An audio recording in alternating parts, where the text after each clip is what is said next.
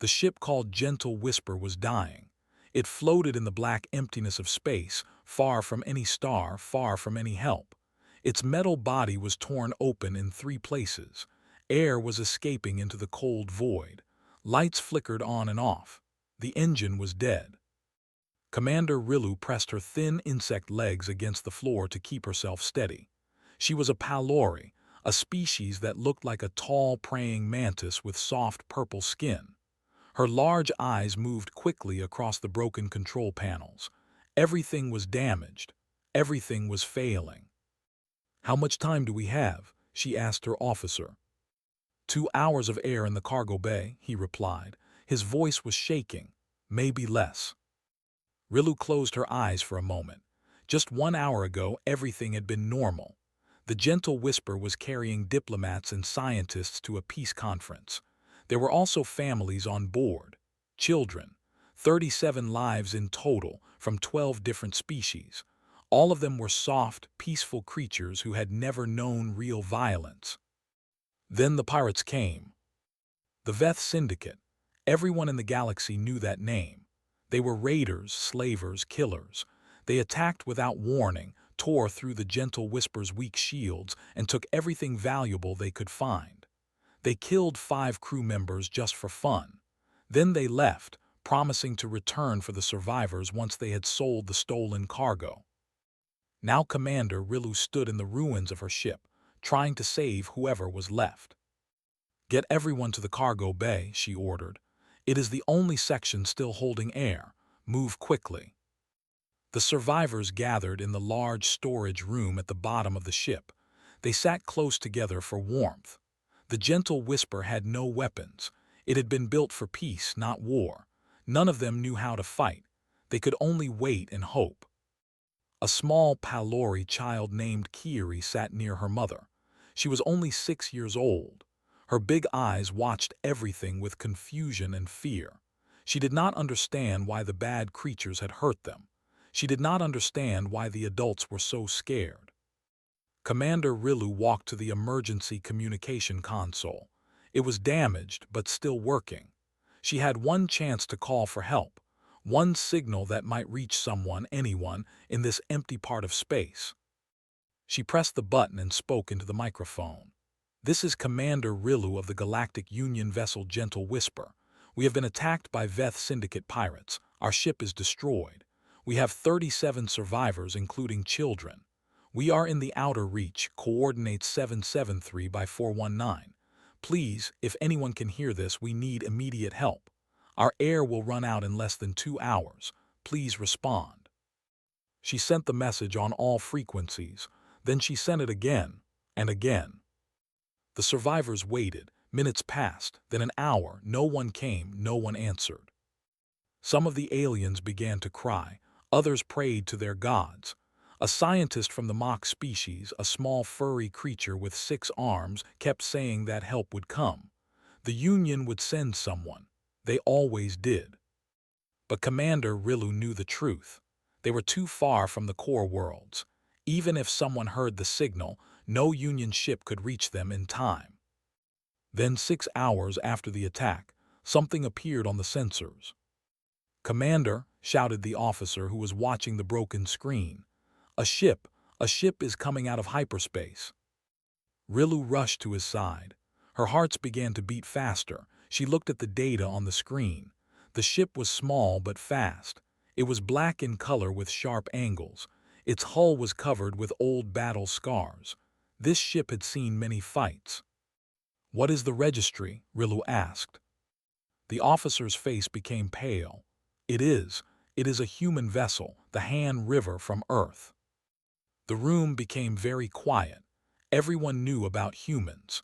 They were the newcomers to galactic society, having joined only 50 years ago. They came from a planet called Earth, a world that the Union had classified as a Category 12 Deathworld. A Deathworld was a planet that tried to kill its inhabitants every single day. Earth had extreme temperatures, violent weather, deadly animals, poisonous plants, and diseases that could kill in hours. The gravity was so strong that most other species could barely walk there. And yet humans had not only survived on this terrible world, they had become its masters. They were predators, endurance hunters who could chase prey for days without stopping. Their bodies could heal from wounds that would kill any pylori. They could eat foods that were poison to other species. They could survive in conditions that would destroy softer creatures. The galaxy did not know what to make of humans. They looked almost normal, with their soft skin and strange flat faces. But behind their eyes was something ancient and dangerous. Something that had been shaped by millions of years of survival on a world that showed no mercy. Should we answer their hail? The officer asked nervously. But there was no hail. The human ship moved toward them in complete silence. No greeting, no words of comfort, no diplomatic protocols. It simply came closer, running dark, with only its basic systems showing on the sensors. Then Commander Rilu noticed something else. The Veth raiders were still in the system. 3 pirate ships were circling back, probably planning to collect the survivors for the slave markets. They had also seen the human vessel. The lead Veth ship opened a communication channel. The ugly reptilian face of a pirate captain appeared on the screen. He was laughing. "One small human ship," he said. "Is this a joke? Go back to your dirty planet, Deathworlder. This prey belongs to the Syndicate, 3 against 1. Even you cannot be stupid enough to fight those numbers." The human ship did not respond. It continued moving forward. Its weapons systems began to power up. On the bridge of the Han River, Captain Kang Ti stood with his hands behind his back. He was a tall man with short black hair and eyes that showed no emotion. His face was like stone.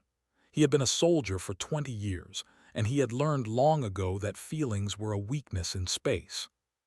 Beside him stood Lieutenant Yuna, his second-in-command. She was younger, with her dark hair tied back in a tight bun. Her fingers moved quickly across her control panel, gathering information about the enemy ships. 3 Veth raiders, she reported. Standard armament, weak shields. They have been fighting and their systems are tired. They do not expect real resistance. T nodded slowly. The survivors.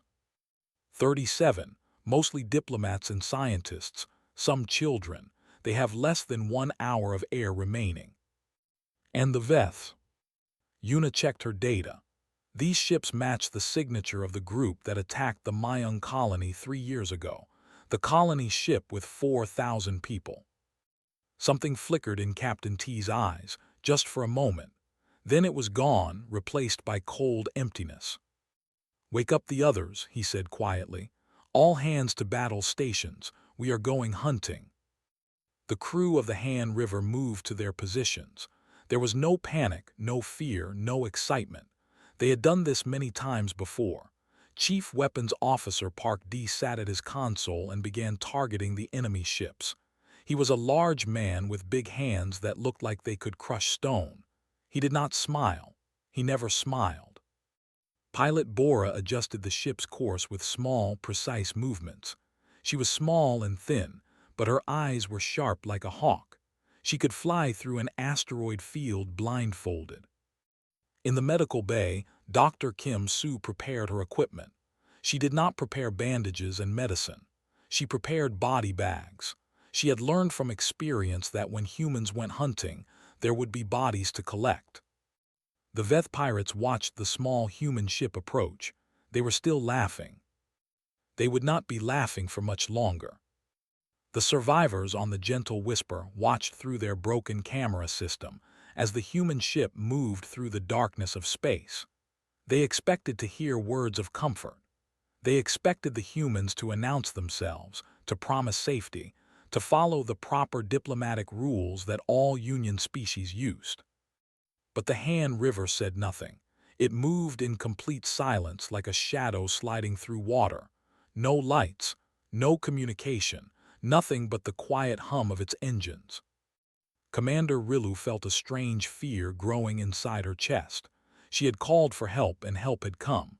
But this did not feel like rescue. This felt like something else entirely. "Why are they not talking to us?" asked Tavik, a mock scientist with nervous eyes. Why do they not tell us they are here to save us? Rilu did not have an answer. On the bridge of the Han River, Captain Kang Ti watched the three Veth ships through the main viewing screen. They had formed a loose triangle formation, clearly confident in their numbers. The pirates thought they were dealing with a single small ship that had made a foolish mistake. They were wrong. Park D, T said in his calm, cold voice. Target their life support systems first, then engines, then bridges. Do not destroy the ships. Park D nodded. His thick fingers moved across his weapons panel. Understood, Captain. Should I give them a chance to surrender? No. Lieutenant Yuna looked at her captain. Even after serving with him for 5 years, she sometimes found him difficult to understand. Sir, Union protocols say we should offer enemies the chance to give up before we attack. T's expression did not change. We are not a Union ship. We are not bound by their protocols. The Veth do not deserve warnings. They did not warn the colonists before they took them. They did not warn the children before they sold them as slaves. Yuna nodded and said nothing more. She understood. They all understood. 3 years ago, the Veth had attacked a human colony ship called the Mayung Star. 4,000 men, women, and children had been taken. Earth had sent diplomatic messages. Earth had asked nicely. Earth had followed all the proper rules. The Veth had laughed and sent back images of the colonists in chains. That was when Earth stopped being nice. The lead Veth captain was named Grosk. He had been a pirate for 30 years and had killed more people than he could count. When he saw the small human ship approaching, he felt only amusement. Look at this fool, he said to his crew. 1 ship against 3. These Deathworlders truly are as stupid as they say. Open a channel. I want to laugh at them before we tear them apart. The communication officer opened the channel. Human ship, this is Captain Grosk of the Veth Syndicate. Turn around now and maybe we will let you live. This sector belongs to us. These survivors are our property. The Han River did not respond. Grosk felt a small twitch of annoyance. Did you hear me, human? I said turn around. You are outnumbered 3 to 1. Even your savage species cannot be foolish enough to fight those numbers. Still no response. The human ship just kept coming, silent and dark. Fine, Grosk growled. Destroy them. The 3 Veth ships opened fire. Energy beams shot through space toward the Han River. It should have been easy. It should have been quick.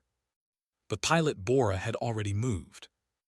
The Han River rolled sideways and dropped below the line of fire with a speed that seemed impossible. The Veth weapons hit nothing but empty space. Before the pirates could adjust their aim, the human ship was already among them. Park D fired. The Han River's weapons were not fancy. They were not beautiful or elegant like Union technology. They were simple, brutal, and extremely effective. The first shot punched through the lead Veth ship's shields like a knife through paper. It hit the life support system and tore it apart. The second shot disabled the engines. The third shot destroyed the bridge. All 3 hits happened in less than 4 seconds. The Veth crew screamed as their ship went dark. Air began leaking from the holes in the hull. Their captain tried to give orders, but there was no one left to hear them. The bridge was gone. The officers were dead. The ship was dying. The second Veth raider tried to turn and run. Bora was faster. She spun the Han River around and blocked the escape path. Park D fired again. Life support, engines, bridge, 3 shots, 3 hits. The ship went dark. The last Veth captain, a female named Siska, watched in horror as her 2 companion ships became coffins. She had never seen anything fight like this. The human ship moved like a predator that had done this 1,000 times. There was no anger in its attacks, no passion, just cold, mechanical efficiency. Surrender, she screamed into her communicator. We surrender, please, we surrender. The Han River stopped. For a moment, Siska felt hope. Maybe the humans would accept. Then Park D fired one more time. Life support, engines, bridge. Siska's ship went dark like the others. The battle had lasted 4 minutes. On the gentle whisper, the survivors stared at their screens in shock. They had watched everything through the damaged cameras. They had seen the 3 pirate ships destroyed in less time than it took to eat a meal. Little Kiri tugged at her mother's arm. "Mama, are the humans going to hurt us too?" Her mother could not answer. She did not know. Commander Rilu felt her legs shaking. She had seen Union defense ships fight before. They were careful and methodical. They tried to minimize damage. They followed rules. The humans had fought like animals. No, not animals. Animals killed for food or fear. The humans had killed like machines, like tools designed only for destruction. And now that machine was turning toward them. The Han River approached the gentle whisper slowly. Its weapons were still powered up. Its hull was not even scratched from the battle. It had taken no damage at all.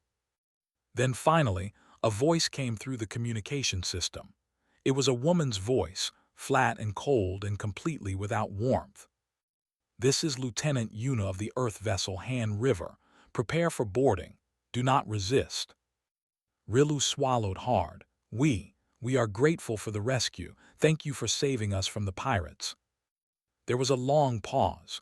When Yuna spoke again, her voice held a strange tone that Rilu could not identify. "Who said anything about rescue?" Before Rilu could respond, the communication ended. The survivors looked at each other with growing fear. The pirates had been terrifying, but at least they were predictable. Everyone knew what the Veth wanted. They wanted money and slaves and power. But what did humans want? The Han River connected to the gentle whisper's airlock. The survivors heard the sound of metal touching metal, of seals locking into place. Then they heard footsteps, heavy, steady footsteps coming closer. The airlock door opened. Humans walked through. They wore sealed combat suits that covered their bodies completely. Their faces were hidden behind dark visors. They carried weapons that looked old and brutal. They moved in perfect formation, spreading out through the cargo bay with practiced ease. None of them spoke. None of them waved or smiled or offered comfort. They simply moved through the room like predators examining prey. One of the humans was bigger than the others. This was Sergeant Nari, the leader of the ground team. She stood over 2 meters tall, and her suit made her look even larger. She walked to the center of the cargo bay and looked at the survivors. Behind her visor, her eyes moved from face to face, counting, evaluating, deciding who was useful and who was not. "Medical cases on the left," she said. Her voice was deep and rough. "Everyone else on the right. Do not speak unless spoken to. Do not move unless told to move. Cooperate and you will not be harmed." It was not a request, it was an order. The survivors obeyed. What else could they do? As they separated into groups, little Kiri found herself standing near Sergeant Nari. She looked up at the towering human with wide, curious eyes. She was too young to understand that she should be afraid. "Are you a monster?" she asked innocently. Nari looked down at the child. For a long moment she said nothing. Then she reached into her pack and pulled out a small package. It was a ration bar, a dense block of nutrients that humans ate when they could not find real food. She handed it to Kiri. "Eat," she said. "You are too thin." Then she walked away without another word. Kiri looked at the ration bar, then at her mother, then at the retreating soldier. She did not understand what had just happened. Neither did anyone else. Commander Rilu watched the humans work with growing confusion. They were efficient but not cruel. They were cold but not violent. They separated the wounded and began treating their injuries with professional skill. They gave water to those who were thirsty and blankets to those who were cold. But they never smiled. They never offered kind words. They never explained what they were doing or why. It was not rescue. It was not capture. It was something in between, something that Rilu had no name for. She realized then that she had been wrong about something very important. The Veth were monsters. Everyone knew what monsters were, but the humans were something else, something new, something the galaxy had never seen before. And as Captain Kang T walked through the airlock to inspect the survivors, his stone face showing nothing, Rilu understood something that made her blood run cold. They had not been saved. They had been acquired. And whatever came next would not be decided by compassion. Captain Kang T walked through the cargo bay of the Gentle Whisper like a man walking through a marketplace.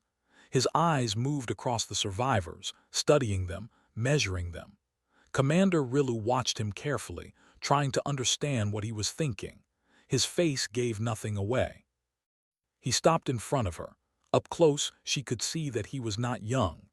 Lines marked his face, and there was gray in his short black hair, but his body was strong and his eyes were sharp. This was a man who had seen many battles and had won all of them. "You are Commander Rilu," he said. "It was not a question. You sent the distress signal." "Yes," Rilu replied. Her voice was steady, but inside she was shaking. "Thank you for answering. Thank you for stopping the pirates." T did not respond to her thanks. He did not even seem to hear it. "You are carrying Union diplomats on this ship, 5 of them. They were going to the peace conference on Station Eolus." Rilu nodded slowly. How did he know this? The Gentle Whisper's mission had been secret. "We also have scientists," she said, "and families, children, 37 people in total. We are very grateful for your help." Again, T ignored her words. "The diplomats, where are they?" Rilu pointed to a small group sitting near the far wall. 3 Palori politicians and 2 members of other species. They were older and wore expensive clothing that was now torn and dirty from the attack. T walked over to them. The diplomats looked up at him with a mixture of fear and hope. One of them, a heavy Palori named Ambassador Ken, tried to stand and offer his hand in the traditional greeting. "Captain," Ken said, "on behalf of the Galactic Union, I thank you for this rescue. Your bravery will be reported to the highest authorities. Earth will receive our gratitude and our friendship." T looked at the offered hand. He did not take it. "Ambassador," he said, "I did not come here to rescue you. I came here because you have something I need." Ken's smile faded. I do not understand." 3 years ago, the Veth Syndicate attacked a human colony ship called the Myung Star. 4,000 of our people were taken as slaves. We have been hunting the Syndicate ever since, but they are careful. They hide in places we cannot find. T leaned closer to the ambassador. His voice remained calm, but there was something dangerous underneath it. Something old and patient and very, very angry. "You are a diplomat. You know things. You have contacts in places that humans cannot reach. You are going to help me find the Syndicate's main base." Ken's face became pale. "Captain, I cannot simply. The diplomatic protocols. There are rules about sharing sensitive information." "There were rules about attacking civilian ships too," T interrupted. "The Veth did not follow them. Neither will I." Commander Rilu stepped forward. She could not stay silent any longer. "Captain T, these people have just survived a terrible attack. They need medical care. They need rest. You cannot simply demand that they help you with your private war." T turned to look at her. His expression did not change, but something shifted in his eyes. For a moment, Rilu felt like a small animal being watched by a large predator. "Commander," he said, "do you know why humans do not show compassion in space?" Rilu shook her head. "Because the galaxy taught us that compassion is weakness. When we first joined the Union, we tried to be kind. We helped species in need. We shared our technology. We followed all the rules. And what happened?" He paused, waiting for an answer that Rilu could not give. "Other species saw our kindness and thought we were weak. They tested us. They pushed us. They attacked our colonies and stole our people, thinking we would just complain to the Union and wait for someone else to solve our problems." T's voice grew quieter. which somehow made it more frightening. We learned, we adapted, we stopped being kind. Now when we help someone, we expect payment, not because we are greedy, but because the galaxy respects strength. The galaxy respects those who demand what they are owed. He looked back at Ambassador Ken. So here is my offer. You help me find the Veth base and we take you to safety. You refuse, and we leave you here with what remains of the pirate ships. I am sure the surviving Veth will be very happy to see you. The ambassador's mouth opened and closed. He looked at the other diplomats, but they had no answers. He looked at Commander Rilu, but she could not help him either. You would not, Ken whispered. You would not leave innocent people to die. T shrugged, try me. The cargo bay was silent. Everyone was watching. Everyone was waiting. Finally, Ambassador Ken lowered his head. What do you need to know? Over the next few hours, the survivors were transferred to the Han River. The human ship was small but efficient. Every space was used for a purpose. There were no decorations, no comfortable chairs, no windows to look out at the stars. Everything was metal and function. The survivors were given a section of the ship to stay in. It had beds and food and water. The air was clean and the temperature was comfortable, but there were no locks on the doors. The humans could come and go as they pleased. Lieutenant Yuna set up interviews with each of the diplomats. She asked questions about the Veth, about their known locations, about their contacts and suppliers and allies. Her voice never changed tone. Her face never showed emotion. She simply gathered information like a machine collecting data. Some of the diplomats tried to resist. They complained about their treatment. They demanded to speak with Union authorities. They threatened to file reports. Yuna listened to their complaints politely. Then she asked her questions again. If they refused to answer, she simply waited. She had time. They did not. One by one, the diplomats talked. Meanwhile, Dr. Kim Soo treated the wounded survivors in her medical bay. She was efficient and skilled. She fixed broken bones and cleaned wounds and gave medicine to those who needed it. But she never asked how anyone was feeling. She never offered words of comfort. She simply did her job and moved on to the next patient. A young mock scientist named Tavik watched her work with fascination and fear. "Doctor," he said, "why do you not ask us about our pain? Why do you not tell us everything will be okay?" Dr. Sue looked at him with her calm, flat eyes. "Will it make your wound heal faster if I tell you it will be okay?" "No, but..." "Then what would be the point?" She turned back to her work. Tavik had no response. In another part of the ship, Sergeant Nari was cleaning her weapons. Little Kiri had followed her from the cargo bay, and now she sat nearby, watching with curious eyes. The ration bar Nari had given her was half-eaten in her small hands.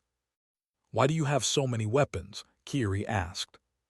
Nari did not look up from her work. "Because I need them." "Why do you need them?"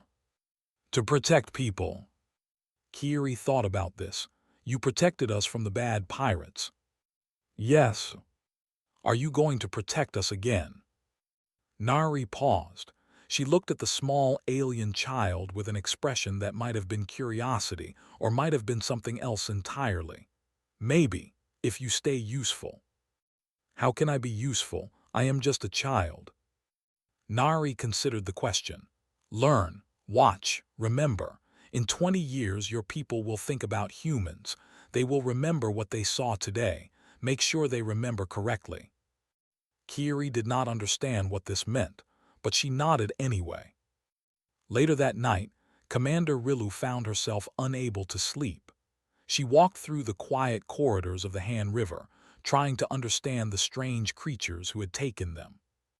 She found the ship's small common room and saw Park D sitting alone at a table. The big man was sharpening a knife with slow, careful movements. The blade gleamed under the dim lights. Rilu hesitated, then sat down across from him. "May I ask you something?" Park D did not stop sharpening. "Ask."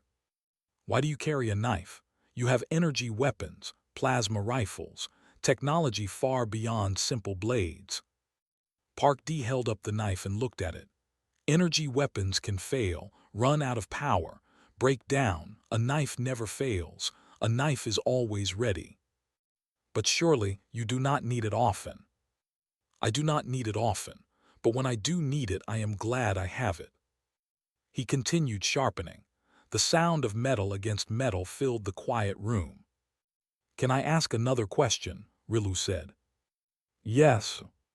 Do you enjoy this? The killing, the hunting, the violence? Park D finally stopped sharpening. He looked at her with eyes that held no warmth but also no cruelty. No, I do not enjoy it, but enjoyment is not the point. The Veth took our people, our families, our children. Someone must bring them back. Someone must make the Veth pay for what they did. And that someone is you. That someone is all of us. He gestured around the ship. Every person on this vessel lost someone to the Veth. Captain T lost his wife and daughter. Lieutenant Yuna lost her brother. Dr. Sue lost her parents. We did not choose this mission because we enjoy violence. We chose it because no one else would.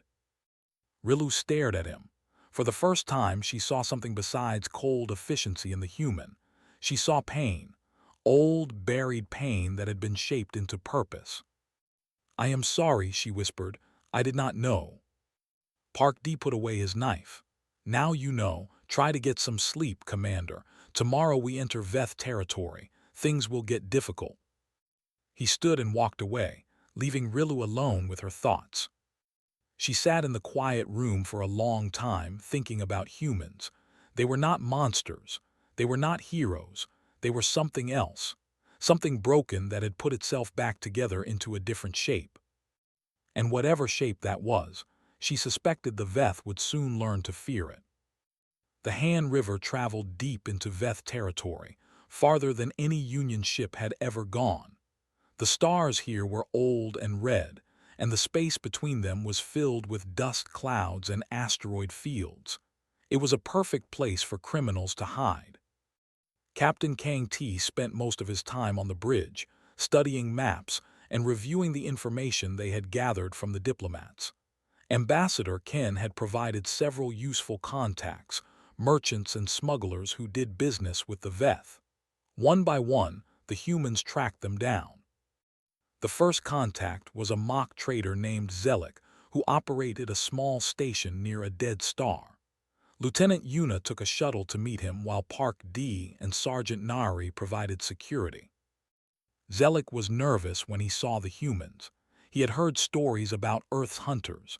Everyone in this sector had heard stories.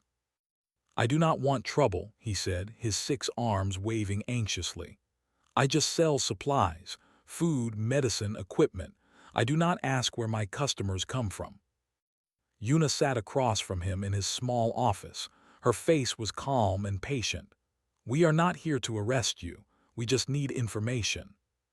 I do not know anything about the syndicate. I never ask questions. Of course you do not. Yuna placed a small device on the table. It showed a map of the sector with several locations marked. But you deliver supplies to these coordinates. Someone must pay you. Someone must tell you where to go. Zelik looked at the map.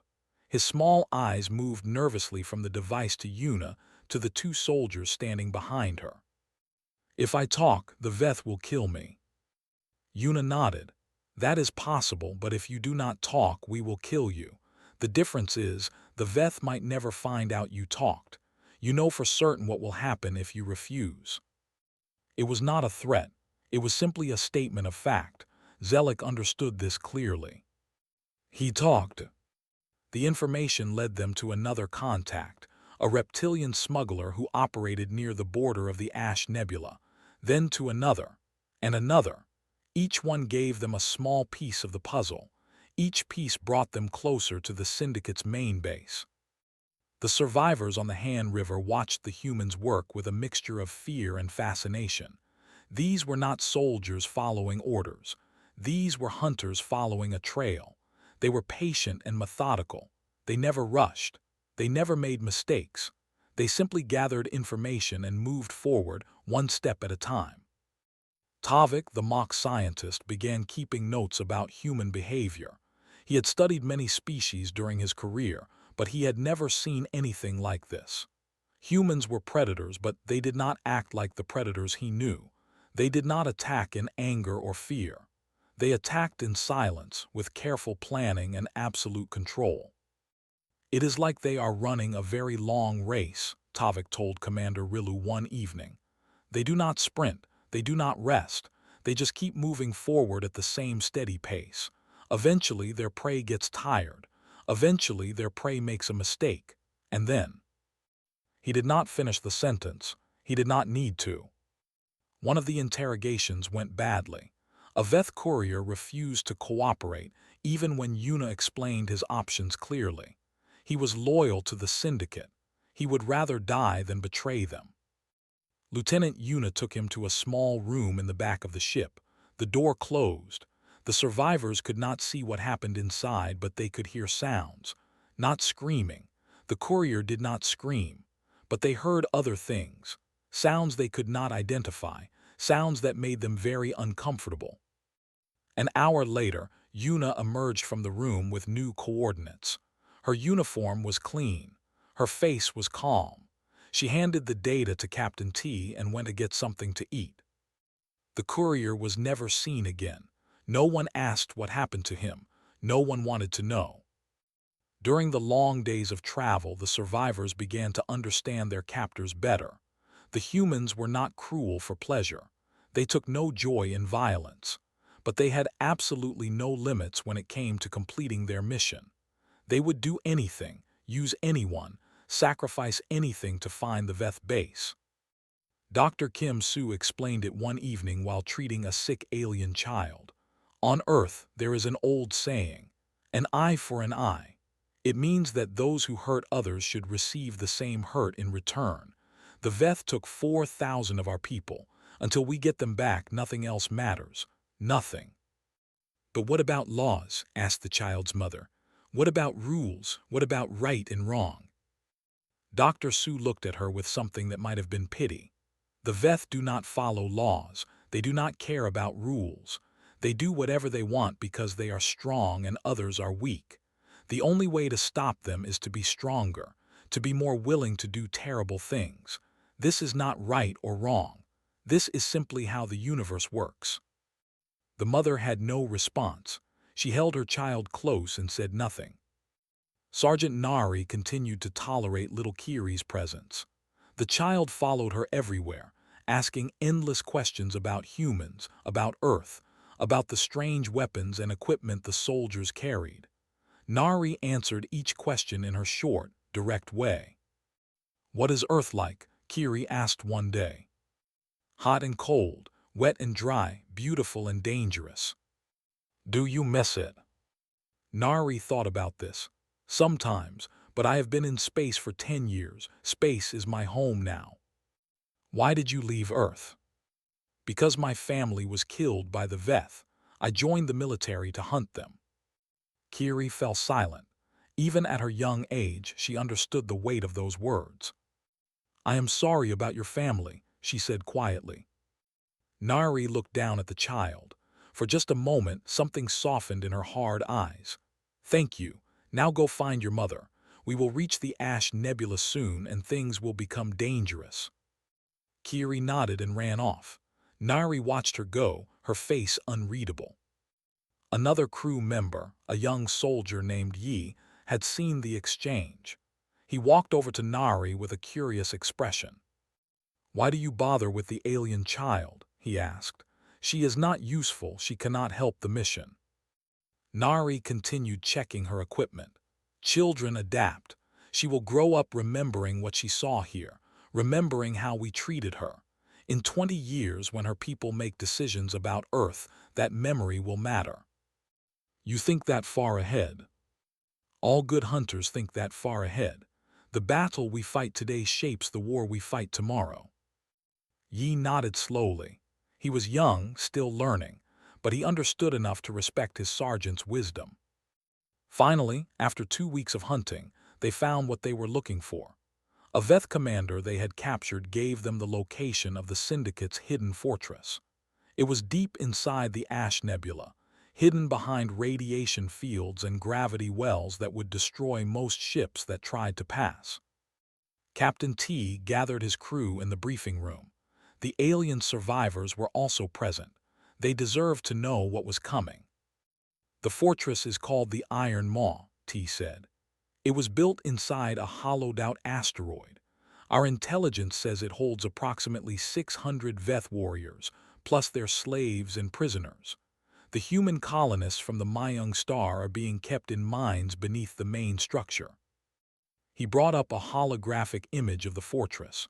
It was massive and ugly, covered in weapons and defensive systems. "Normal assault tactics will not work. The approach is too dangerous and they have too many guns, so we will not use normal tactics."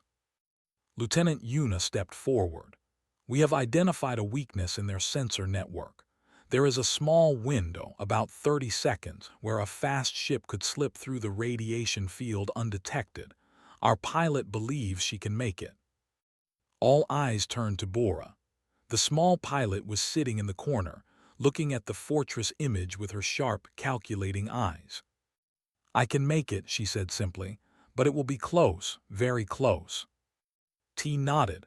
"Once we are inside the perimeter, we will use the element of surprise.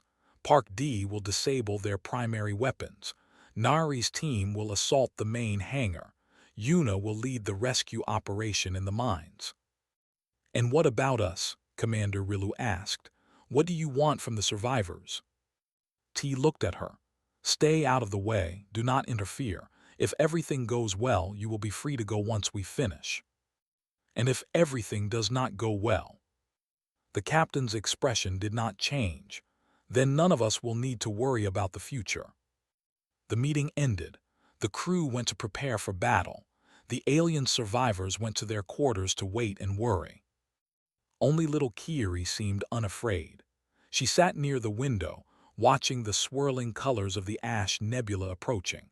Somewhere inside that beautiful, dangerous cloud was a fortress full of monsters, and the humans were going to tear it apart. She did not fully understand what was happening, but she understood one thing clearly. The humans were not doing this for honor or glory or even revenge. They were doing it because some of their people were lost, and they wanted them back. On Earth, she learned later, this was called family. And humans, she would come to understand, did very terrible things for family. The Han River entered the Ash Nebula at full speed. Radiation and gravity waves slammed against its shields. Warning lights flashed across every console. The ship groaned and shook like a living thing in pain. Pilot Bora sat perfectly still in her chair, her hands moving across the controls with small, precise movements. Her eyes never blinked. Her breathing never changed. She was completely focused on the task ahead. 30 seconds to the sensor gap, she said. Her voice was calm, as if she was reading a weather report. Captain T stood behind her, watching the viewscreen. The nebula was beautiful in a terrible way. Colors swirled and danced through the darkness, red and purple and gold, like a painting made by a mad artist. 20 seconds. The ship rolled left to avoid a gravity pocket that would have crushed them flat, then right to escape a radiation burst that would have fried their systems. Bora moved through the deadly cloud like water flowing around stones. 10 seconds. Everyone held their breath. 5, 4, 3, 2, 1, we are through. The Han River shot out of the sensor gap and into clear space.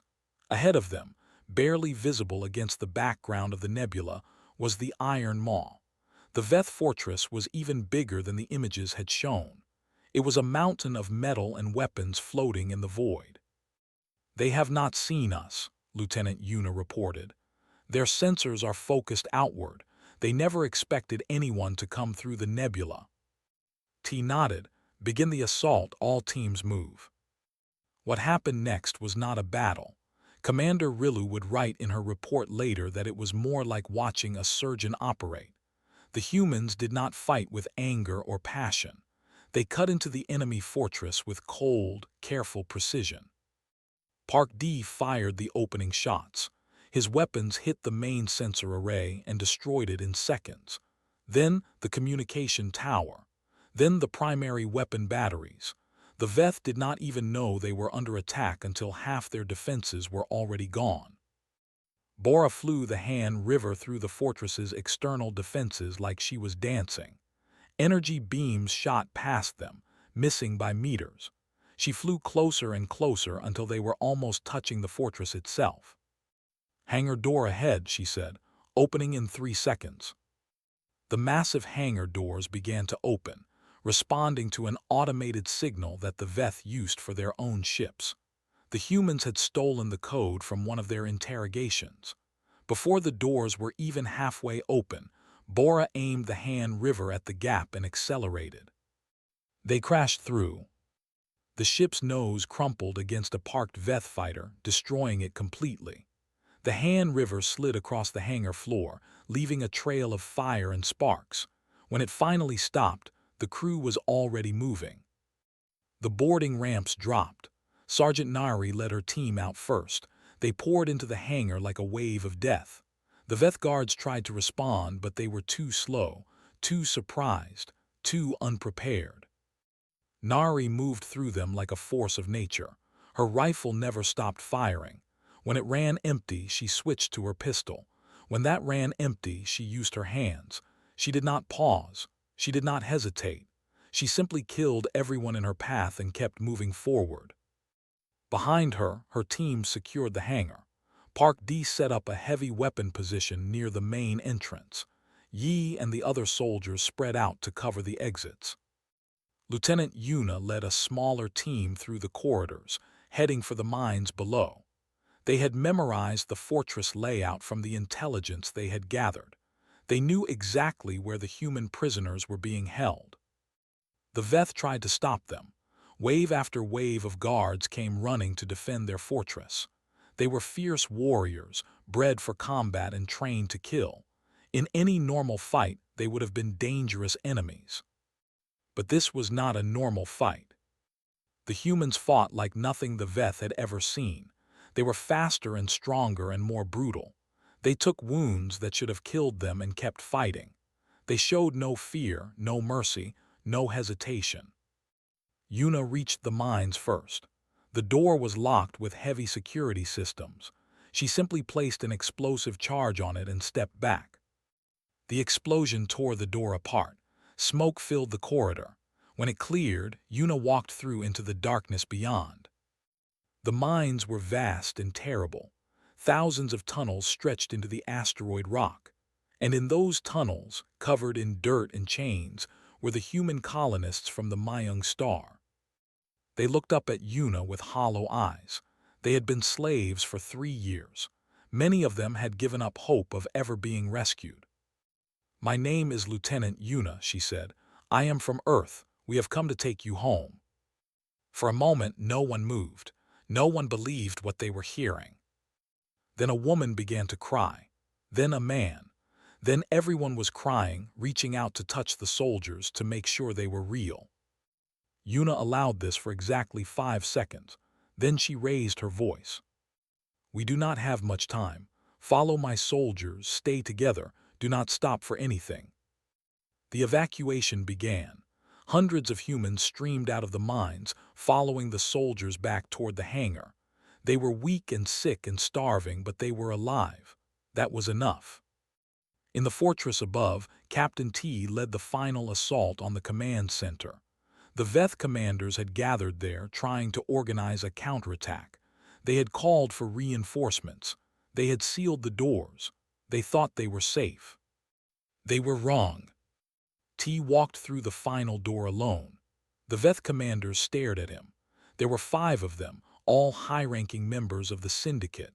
The same leaders who had ordered the attack on the Mayung star. The same leaders who had laughed when Earth asked for their people back. They were not laughing now. "You can surrender," T said. His voice was quiet and calm. "Under galactic law, you have the right to a trial. You will be judged by the Union courts." The lead commander, a massive Veth with scars covering his face, stepped forward. "Surrender to a human, I would rather die." T nodded slowly. "That can be arranged." He raised his weapon and shot all 5 commanders in less than 3 seconds. Each shot hit the same place, directly between the eyes. Clean, quick, professional. When it was over, T stood alone in the command center surrounded by bodies. He looked at them for a long moment, his face showing nothing. Then he turned and walked away. There was still work to do. The battle for the Iron Maw lasted 6 hours. When it ended, the fortress was a ruin. Over 500 Veth warriors were dead. The few survivors were locked in holding cells, awaiting whatever judgment the humans decided to give them. But the most important number was different: 2,312. That was how many human colonists had been rescued from the mines. After 3 years of slavery, they were finally going home. Captain T stood in the hangar, watching the former slaves board rescue ships that had arrived from human space. Many of them stopped to thank him. He accepted their gratitude with small nods but did not smile. Commander Rilu approached him carefully. She had watched everything from the Han River's bridge. She had seen the battle unfold. She had seen what humans were capable of when they wanted something badly enough. "Captain," she said, "what will happen to the Veth prisoners?" T turned to look at her. For the first time since she had met him, something flickered in his eyes. "We will follow proper protocol. They will be processed according to galactic law and handed over to the Union for trial." "Truly, truly, we are not monsters, Commander. We followed the rules when they worked. It was only when the rules failed us that we stopped following them." He looked back at the colonists. Among them was a young woman who was holding an older man close. The woman had tears streaming down her face. "That is my daughter," T said quietly, "and my brother." Rilu's breath caught in her throat. "Your wife." She did not survive the first year. The Veth worked her to death in the mines. Rilu did not know what to say. She wanted to offer condolences, but the words felt meaningless. T turned to face her. "Do you understand now, Commander, why we came, why we did what we did?" "I think so," she said. "You were not rescuing us out of compassion, you were hunting the Veth. We were simply useful." "Yes," T nodded. "But useful is not the same as worthless. You helped us find this place. Your diplomats provided valuable information. Your scientist Tavik has been documenting everything, and his records will be important for the Union to understand what happened here." He paused. "And the child, Kiri, she has been watching everything, learning everything." Rilu looked over to where Kiri was sitting with Sergeant Nari. The soldier was teaching the child how to tie a knot in a piece of rope. It was a simple thing, but Kiri was paying attention with all her concentration. "Why does Nari spend so much time with her?" Rilu asked. "Because children remember. When Kiri grows up, she will tell her people about what she saw, how the humans fought, how the humans won, and how the humans treated her. She will remember the ration bar." "Yes, and the language lessons and the kindness." T almost smiled. "Not compassion. Kindness is different. Compassion asks nothing in return. Kindness plants seeds." Rilu thought about this for a long time. 3 weeks later, the Han River returned the Union survivors to safe space. Commander Rilu filed her report with the Galactic Union Council. She described everything she had witnessed: the cold efficiency, the surgical violence, the utter absence of compassion. But she also described the small moments: the ration bar, the language lessons, the way Sergeant Nari had carried little Kiri for 6 kilometers through enemy fire when the child's legs had given out, the way Dr. Su had stayed awake for 40 hours straight treating wounded colonists, never complaining, never stopping. The Union debated for months about what to do with this information. Some wanted to condemn Earth for their brutal methods. Others wanted to praise them for rescuing their people. In the end, they did nothing. Earth was too useful, too dangerous, and perhaps, some whispered, too necessary. The galaxy had many monsters, pirates, enslavers, and creatures that preyed on the weak. The Union's peaceful methods could not stop all of them, but humans could. Humans would hunt them down. Humans would make them pay, not out of compassion or justice, but simply because that was what humans did. They protected their own. They avenged their dead. And they planted seeds that would grow into something useful years down the line. Kiri grew up to become a diplomat herself. She worked for the Union Council, helping to shape policy about Earth and its people. She never forgot what she had seen on the Han River. She never forgot Sergeant Nari or the ration bar or the lessons she had learned. When younger species asked her about humans, she always gave the same answer. "They are not kind," she would say. "They are not compassionate. They do not help you because it is the right thing to do. They help you because you are useful or because you stand between them and something they want." She would pause then, and a strange expression would cross her face. Not fear, not anger, something more complicated. "But if you are lucky, if you are useful, if you survive what comes next, they might share their food with you. They might teach you their language. They might carry you when you cannot walk anymore." And in the end, that is almost better than compassion, because compassion can be fake. Compassion can be a lie. But when a human gives you something, they mean it, every single time. She would smile then, remembering a tall soldier with hard eyes who had taught a scared child how to tie knots. Trust a human to hunt for you. Trust a human to fight for you. But never ever expect them to feel sorry for you. That is not how they work. That is not how they survive.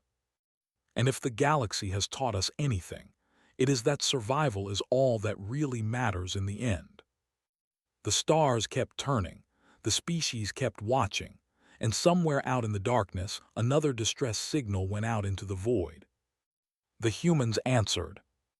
Not with compassion, but they answered. And sometimes that was enough.